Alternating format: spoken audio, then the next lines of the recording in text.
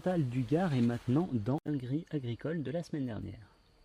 Annie Genevard, le 7 mai, elle a signé un arrêté permettant à des drones de pulvériser des produits phytosanitaires sur les vignes et les fruitiers dans les départements de l'Aude, des Pyrénées-Orientales, du Gard et maintenant dans les Bouches-du-Rhône.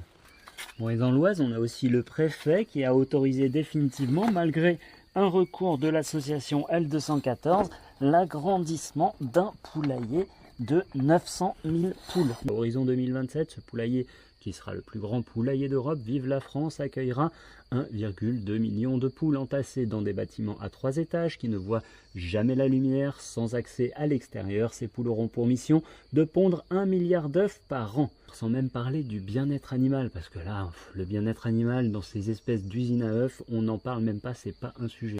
L'impact environnemental, les conditions sanitaires d'élevage, généralement, c'est des critères qui sont absolument désastreux et qui se retrouvent évidemment sur la qualité de votre produit. Donc si vous avez un peu d'espace chez vous, n'hésitez pas à adopter quelques poules, au moins vous saurez comment sont fabriqués vos œufs.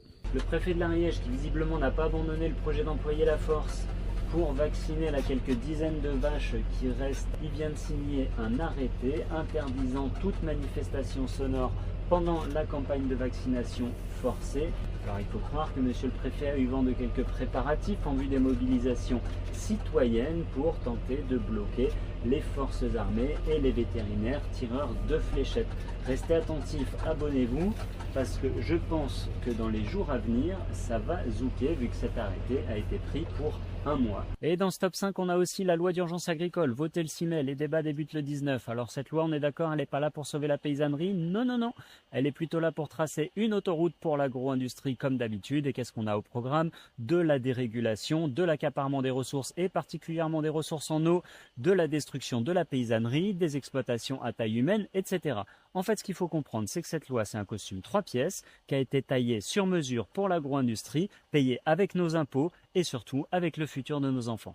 Le sénateur Laurent Duplomb, tristement connu pour la loi Duplomb qui vise notamment à réintroduire l'acétamipride, les co-rapporteurs du texte du Sénat pour la loi d'urgence agricole. Le problème, c'est que monsieur Duplomb, il est directement intéressé sur sa ferme de 180 hectares qui a touché entre 2020 et 2025 1 million d'euros d'aide publique. Donc il est directement intéressé par les retenues d'eau collinaires dites méga-bassines. Donc là, on est évidemment en plein conflit d'intérêts.